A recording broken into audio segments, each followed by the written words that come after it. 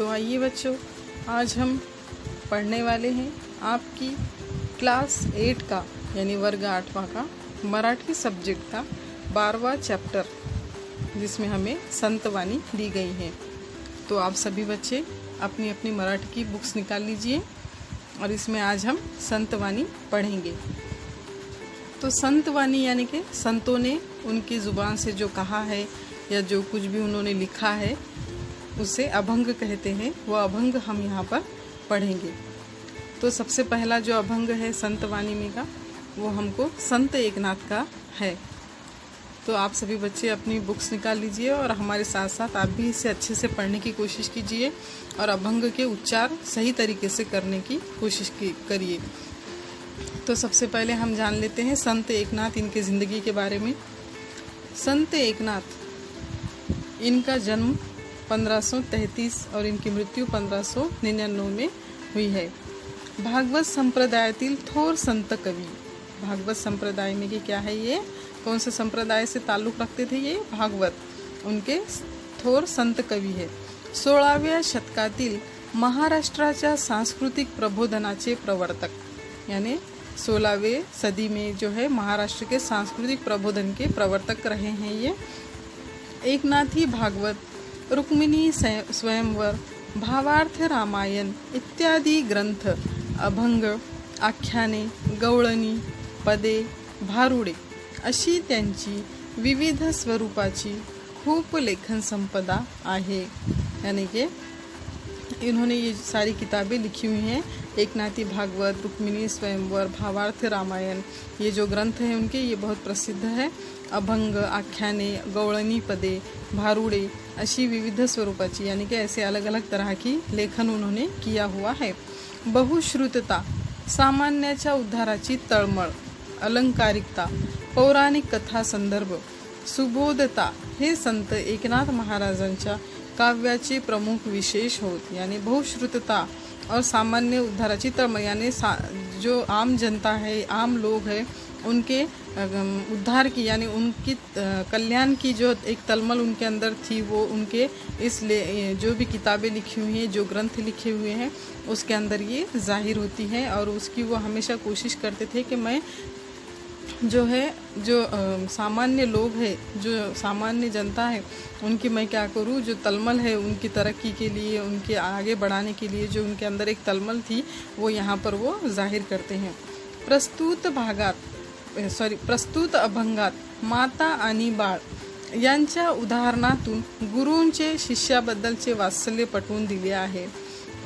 प्रस्तुत अभंगात यानी इस अभंग में जो हम पढ़ने वाले हैं, उसमें माता आणि बाळ यानी कि माँ और बच्चा यांच्या उदाहरणातून, इनके एग्जाम्पल के थ्रू गुरुचे शिष्याबद्दलचे वात्सल्य, यानी गुरु का अपने शिष्य के लिए जो एक वात्सल्य या ममता या प्यार जो होता है, एक अपनापन जो होता है, वो पटवून दिलेले आहे। उनके दिल में, गुरु के दिल में किस तरह से अपने शिष्य के बारे में प्यार होता है, उसकी ममता होती है, किस तरह से एक गुरु अपने शिष्य को अपने बच्चे की तरह मानता है, वो यहाँ पर हमें एक माँ और बच्चे का उदाहरण देकर यहाँ पर समझाया गया है।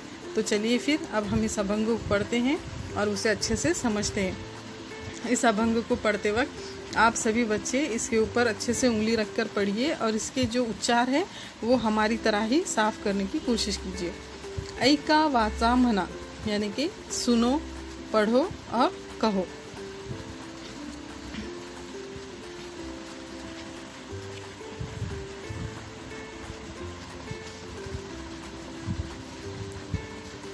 बाळाचे छंद जाण, माता पुरविती आपण, बोबडे बोलता ते बोल, माते आनंद सखोल, मागे जेते दे आपण, आळ पुरवी त्यासी देऊन, एक जनार्दनी ममत्व ते, नोहे लौकिका पुरते।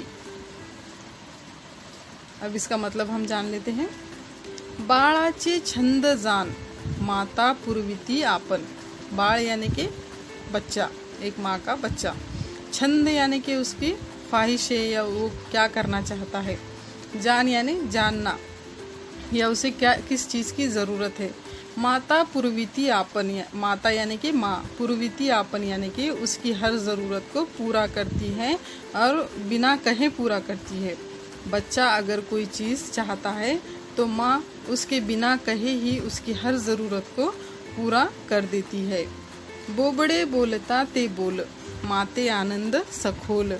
बोबड़े यानी कि तोतली अल्फाजों में या तोतली ज़बान में, बोलता ते बोल यानी कि तोतली ज़बान में वो जो बोल बोलता है।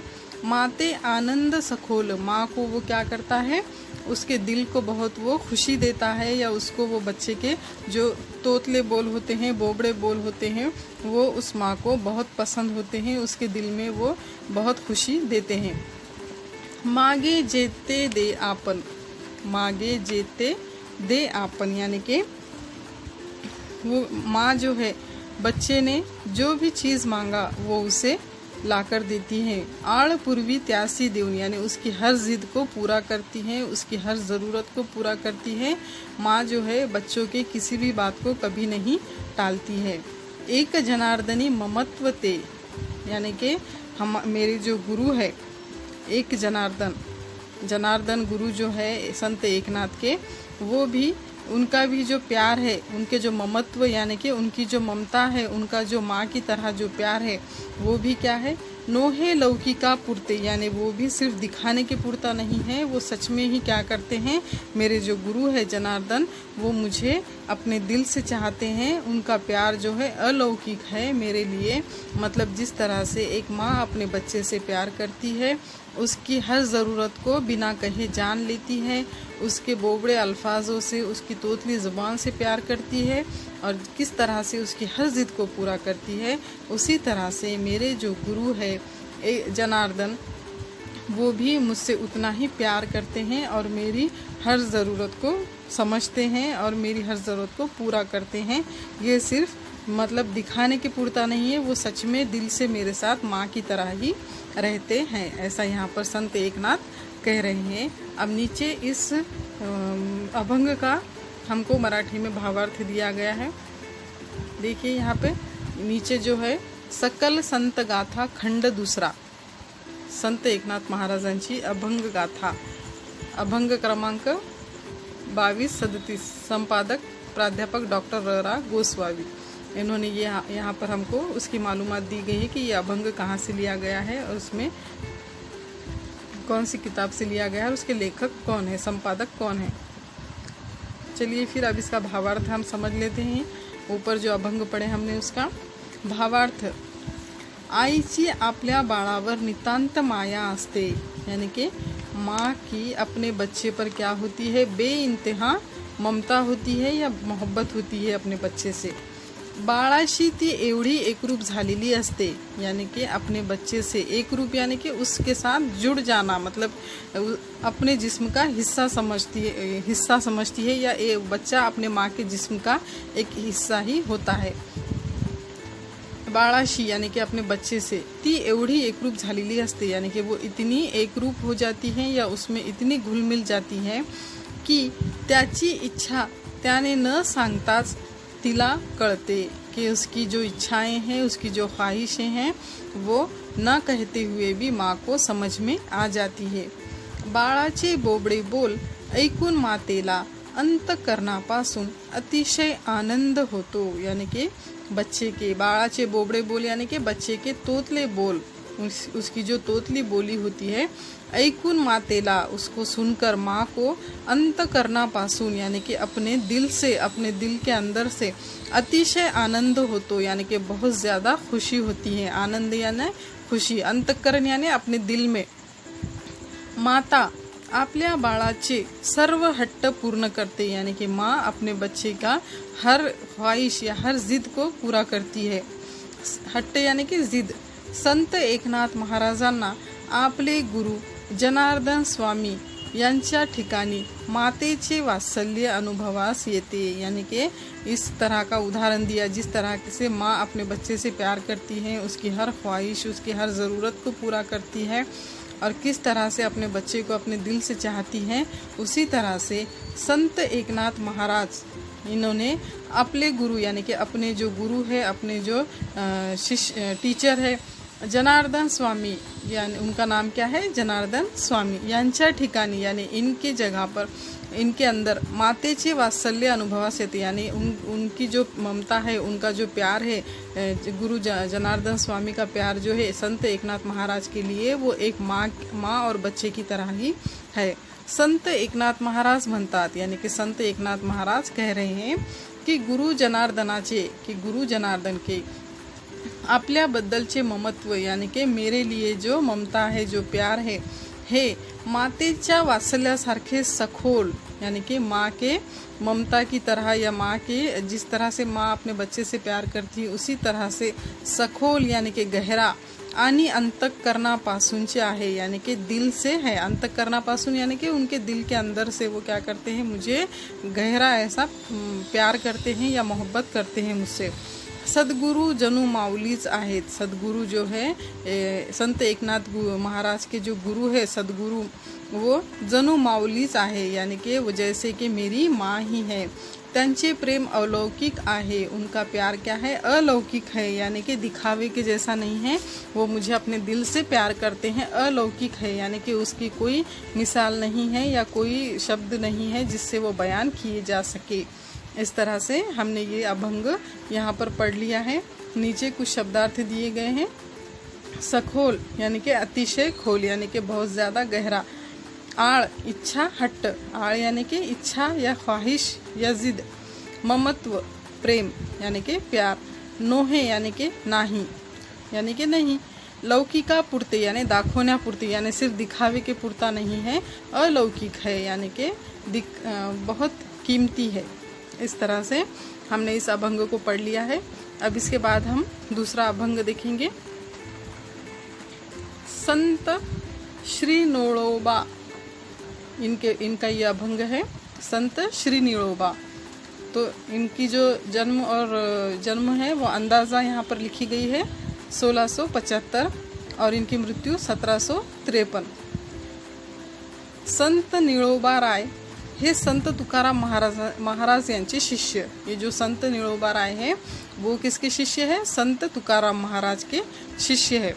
संत तुकाराम महाराज यांची अभंगवाणी त्यांच्या नित्य पाठात असते यानी कि संत तुकाराम महाराज इन्होंने जो अभंगवाणी लिखी हुई है वो उनकी नित्य पठनात असते यानी कि वो रोज उसको पढ़ते रहते हैं। त्या अभंगवाणीतूनच त्यांना काव्य प्रेरणा मिळाली यानी कि वो अभंग को पढ़ते हुए या उसको रोज़ रोज़ पढ़ने से ही उनको क्या हुआ है, काव्य प्रेरणा यानी कि अभंग लिखने की प्रेरणा मिली है। त्यांच्या अभंगाची भाषा सुबोध व रसाळ आहे। उनके जो अभंग है उसकी भाषा क्या है, सुबोध यानी कि बहुत ही मीठी और रसाळ यानी कि रस भरी है। त्यांनी 1300हून अधिक अभंगाची रचना केली। उन्होंने 1300 से ज़्यादा अभंग की रचना की है। प्रस्तुत अभंगातून देव आणि भक्त यांची एकरूपता विविध उदाहरणे देऊन त्यांनी स्पष्ट केलेली आहे। यानी कि प्रस्तुत अभंग में जो है देव और भक्त यानी कि भगवान और उसका भक्त यानी इंसान जो है, इनकी एक रूपता, इनकी किस तरह से ये दोनों एक हो जाते हैं, इसके अलग अलग तरह के उदाहरण देकर यहाँ पर हमें स्पष्टीकरण दिया गया है। अब हम नीचे पढ़ेंगे अभंग। ऐका वाचा मना यानी कि सुनो, पढ़ो और कहो। सबसे पहले हम पूरा अभंग पढ़ लेंगे। अमोदन सोडी कर्पूर किंवा प्रभेते रविकर, तैसेची देव आणि भक्त एर एरी विराजित, जेवी साखरेत गोडी चंदन सौरभ्यान सोडी, निळा म्हणे अवकाश नभ, दोन्ही एकची ते स्वयंभ। इस तरह से ये जो अभंग है, अब इसका मतलब हम जान लेते हैं अच्छे से।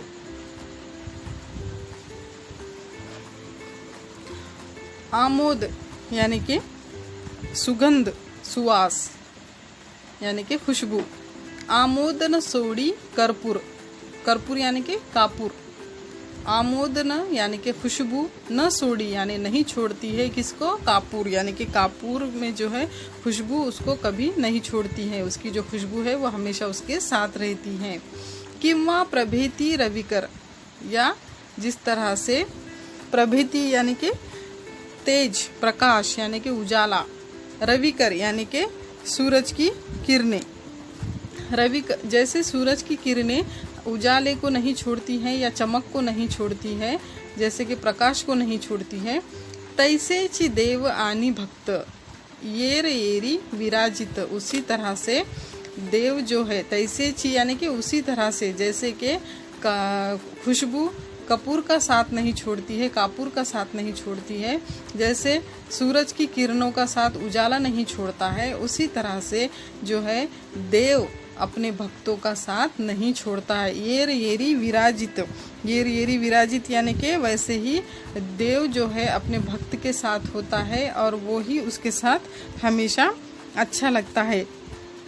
विराजित यानी कि शोभने, प्रकाश ने यानी कि उसके साथ वो अच्छा लगता है। देव जो है अपने भक्त के साथ ही अच्छा लगता है, उसको वो ही शोभता है। जेवी साखरेत गोड़ी चंदन सौरभ्यान सोड़ी, जेवी यानी कि जिस तरह से, साखरेत गोड़ी यानी कि शक्कर में मिठास होती है, गोड़ी यानी कि मिठास, चंदन सौरभ्यान सोड़ी, जिस तरह से चंदन जो है सौरभ्या यानी कि उसकी खुशबू, सुगंध उसको नहीं छोड़ता है, जिस तरह से चंदन की खुशबू उसको नहीं छोड़ती है, न सोड़ी यानी कि नहीं छोड़ती है। उस जैसे शक्कर के अंदर मिठास होती है, उसी तरह से चंदन के खुशबू जो है उसका कभी साथ नहीं छोड़ती है या उसके साथ होती है। नीला मने अवकाश नभ यानी कि नीला आसमान को जो है बादल जो है उसके वो हमेशा उसमें समाये हुए होते हैं। बादल जो है वो आसमान को कभी नहीं छोड़ते हैं। दोनों एक चित्ते स्वयंभ यानी कि दोनों भी क्या है, खुद से उत्पन्न होने वाले हैं, यानी स्वतः उत्पन्न होनारे यानी कि खुद उत्पन्न होने वाले हैं। जिस तरह से आसमान और बादल एक ही हैं, उसी तरह से जो है देव और भक्त भी क्या है, एक दूसरे के ही है। इस तरह से हमने ये अभंग पढ़ लिया है। अब इसका नीचे भावार्थ दिया गया है, हम उस भावार्थ को अच्छे से पढ़ लेते हैं ताकि आपको अच्छे से अभंग समझ में आ जाए। भावार्थ, देव आणि भक्त यांची एकरूपता पटवून देताना संत श्री निळोबा महाराज म्हणतात, यानी कि देव और भक्त यानी कि भगवान और भक्त यांची एकरूपता यानी कि इनका जो एक लगाव है या एकरूपता यानी कि ये दोनों एक ही है, ऐसा पटवून देताना ये हमको समझाते हुए संत निळोबा महाराज यानी कि संत निळोबा महाराज म्हणतात यानी कहते हैं कि कापूर सुगंधाला सोड़त नहीं, कि जिस तरह से कापूर जो है सुगंध को कभी नहीं छोड़ता है। आप कापूर लेकर देखिए हाथ में, हमेशा उसके अंदर क्या आती है, खुशबू आती है। उसी तरह यहाँ पर उसका एग्जाम्पल दिया गया है कि जिस तरह से कापूर अपनी खुशबू को नहीं छोड़ता है, रवि किरण तेजाला, और रवि किरण यानी सूरज की किरणें जो है वो तेज को यानी कि चमक को, उस उजाले को नहीं छोड़ती है। प्रकाशाला सोडत नहीं यानी कि उस उजाले को, प्रकाश यानी कि उजाला, चमक, सोडत नहीं यानी उसको नहीं छोड़ती है। आणि ते एकमेकांमुळे शोभून दिसतात, और वो क्या होते हैं, एक दूसरे के साथ ही क्या होते हैं, शोभून दिसतात यानी कि खूबसूरत दिखते हैं या एक दूसरे के साथ ही भाते हैं। तसेच ज्याप्रमाणे, उसी तरह से, जिस तरह से साखर गोड़ीला सोडत नहीं, जैसे कि शक्कर मिठास को नहीं छोड़ती है। चंदन सुगंधाला सोडत नहीं है, और चंदन भी अपने सुगंध को यानी कि अपने खुशबू को नहीं छोड़ता है। नभ आकाशातच समाविष्ट असतात, यानी कि नभ जो है बादल जो है वो आसमान में ही मिले हुए होते हैं। समाविष्ट असतात यानी कि उसके अंदर मिले हुए होते हैं। त्याचप्रमाणे, उसी तरह से देव आणि भक्त यानी कि देव भगवान जो है और जो भक्त है, यांचे नाते अटूट असते, इनका नाता जो है वो अटूट होता है, कभी न टूटने वाला ऐसा उनका नाता होता है। ते सदैव परस्परांच्या सानिध्यात राहतात, वो हमेशा, सदैव यानी हमेशा, परस्परांच्या यानी कि एक दूसरे के, सानिध्य यानी कि आसपास ही रहते हैं, आणि परस्परांचे मोठेपन वाढवतात और एक दूसरे का बड़प्पन बढ़ाते हैं। इस तरह से हमने आज ये दोनों अभंग पढ़ लिए हैं। अब नीचे इसके कुछ शब्दार्थ दिए गए हैं, हम उस शब्दार्थ को भी अच्छे से जान लेते हैं ताकि आपको अभंग अच्छी तरह से समझ में आ जाए। अमोद, आमोद यानी कि सुगंध, सुवास यानी कि खुशबू। कर्पूर यानी कि कापूर। प्रभेते यानी तेजाला, प्रकाशाला यानी कि उजाले को, चमक को। रविकर यानी सूर्य किरण यानी सूरज की किरणें। येरी मतलब हाँ तो, जवळचा, ऐसा हम उसका मतलब निकाल सकते हैं, यानी कि ये वो, ऐसा हम इसका मतलब निकाल सकते हैं। पूर्ण वाक्याचा ज्याचा निर्देश केला है, यानी कि हम जो लाइन पढ़ रहे हैं, जो सेंटेंस पढ़ रहे हैं, उसके बारे में ही कहा जाता है कि ये तो, ऐसा। विराजित यानी कि शोभने, प्रकाशने यानी कि शोभना, उसके साथ अच्छा दिखना या चमकना। जेवी ज्याप्रमाणे, जेवी का मतलब जिस तरह से। सौरभ यानी कि सुगंध, जिस तरह से आमोद का अर्थ भी सुगंध होता है, उसी तरह से सौरभ का अर्थ भी सुगंध यानी कि खुशबू ही होता है। अवकाश मोकळी जागा, पोकळी यानी कि खुली जगह, आसमान, खुला आसमान। स्वयंभ स्वतः उत्पन्न होनारा यानी खुद से पैदा होने वाला। इस तरह से आप इन सब के मीनिंग्स एक बार अच्छे से पढ़ लीजिए और इस श्लोक को बार बार पढ़िए ताकि आपको अच्छे से समझ में आ जाए।